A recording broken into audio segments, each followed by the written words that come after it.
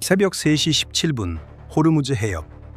미국 국적의 상업용 유조선 한 척이 세계에서 가장 중요한 해상 통로를 조용히 통과하고 있었다.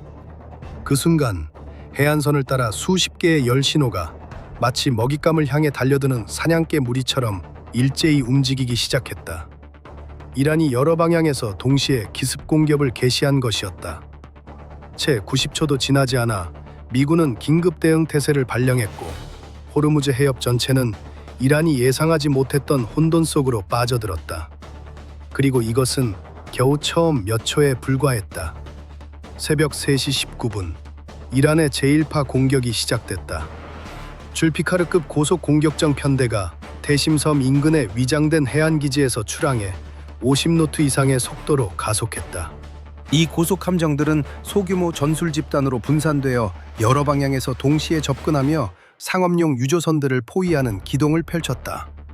오만만에서 초계 및 봉쇄 임무를 수행 중이던 미 해군의 알리버크급 플라이트 3 구축함은 즉각 이상 징후를 포착했다. 함선에 탑재된 AS-6V1 레이더는 강렬한 해면 간섭을 뚫고 주변 민간 선박의 신호들 사이에서 미세한 위협 신호를 정확하게 분리해냈다. 조기 표적 탐지 직후 구축함의 전투지휘센터는 최고 경계 태세로 전환했고 이지스 베이스라인 10 전투 체계를 가동해 수상 전투 위협을 자동으로 추적하기 시작했다. 성층권 위 높은 하늘에서는 보잉 P-8A 포세이돈 해상 초계기가 이 지역의 눈 역할을 하고 있었다. 포세이돈의 APAPY-10 다목적 해상 탐색 레이더는 실시간 합동 전투 상황도를 생성하며 이란군의 전개 움직임 전체를 추적하고 수집된 원격 측정 데이터를 동맹국 데이터 네트워크에 암호화해 전송하고 있었다. 새벽 3시 23분 상황이 급격히 악화됐다. 줄피카르 고속정들이 유조선들에게 위험한 거리까지 접근하자 이란 승조원들은 사전에 계획된 전술 기동을 실행했다. 이동 중인 항로에 스마트 기뢰를 은밀히 살포하기 시작한 것이다.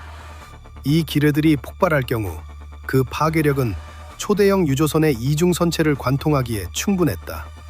대규모 화재와 폭발을 일으키고 핵심 해상 통로를 완전히 봉쇄할 수 있는 규모였다.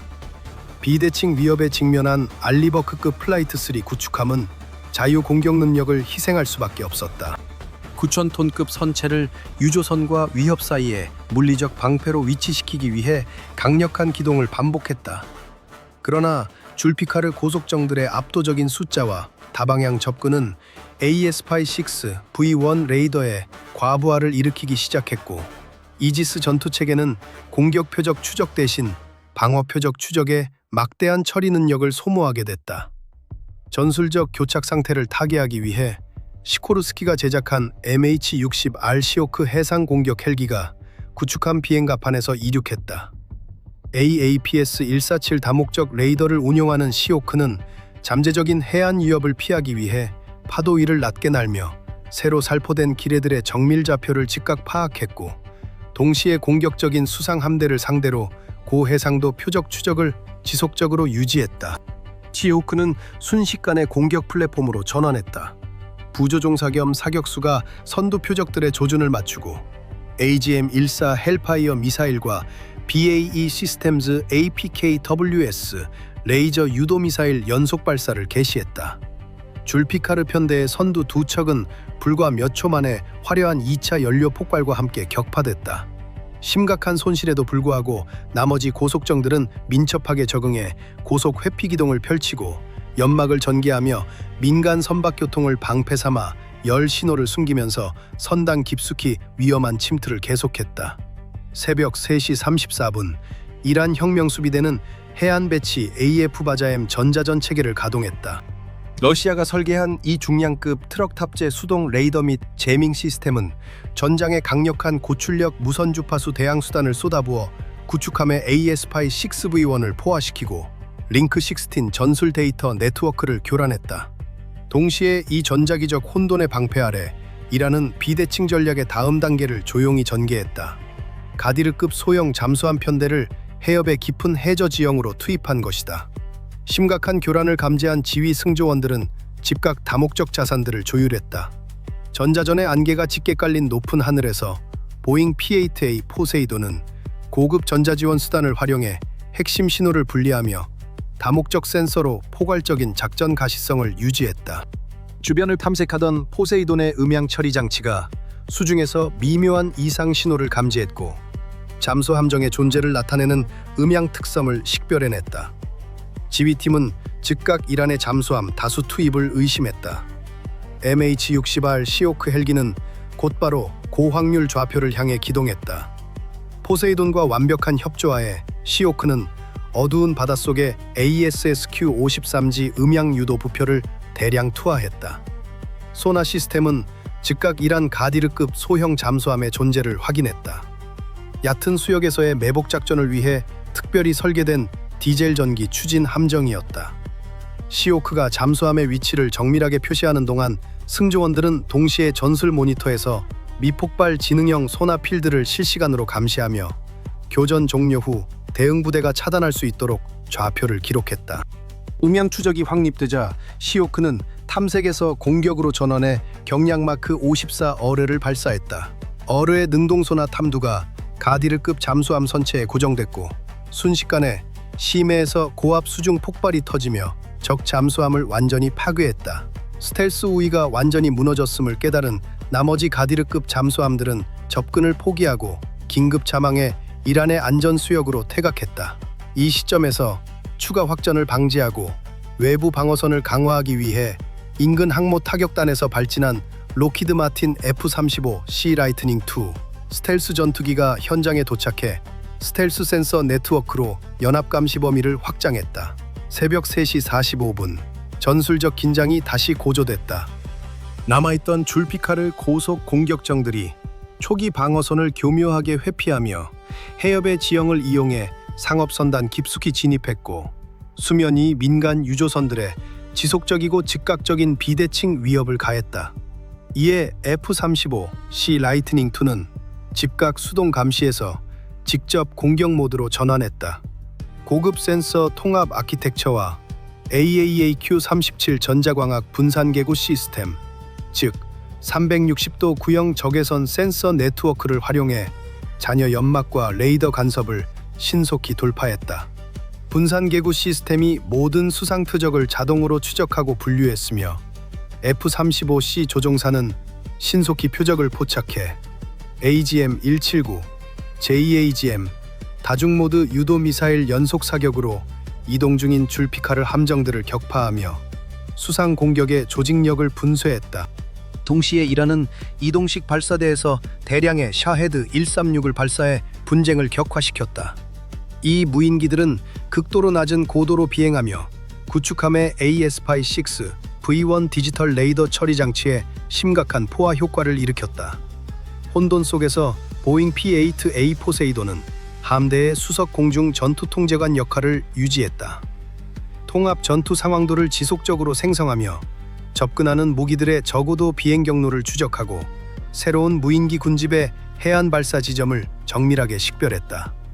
바로 이 결정적 순간 인근 항공모함에서 통제되는 EA-18G 그라울러 전자공격기가 전투 공역에 진입해 전자 보호를 제공했다. 날개 끝에 장착된 AALQ-218 전술 수신기와 두 기의 AALQ-99 전술 제머를 사용해 고강도 국지 무선 주파수 대항 수단을 전개했다.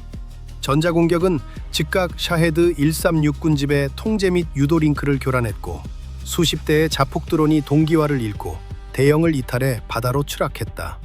이 극렬한 전자전과 운동 에너지 전투의 혼돈 속에서 MH-60R 시오크 헬기는 상업용 유조선 주변을 저고도로 끊임없이 선회하며 핵심 전방 표적 지정 노드 역할을 수행했다.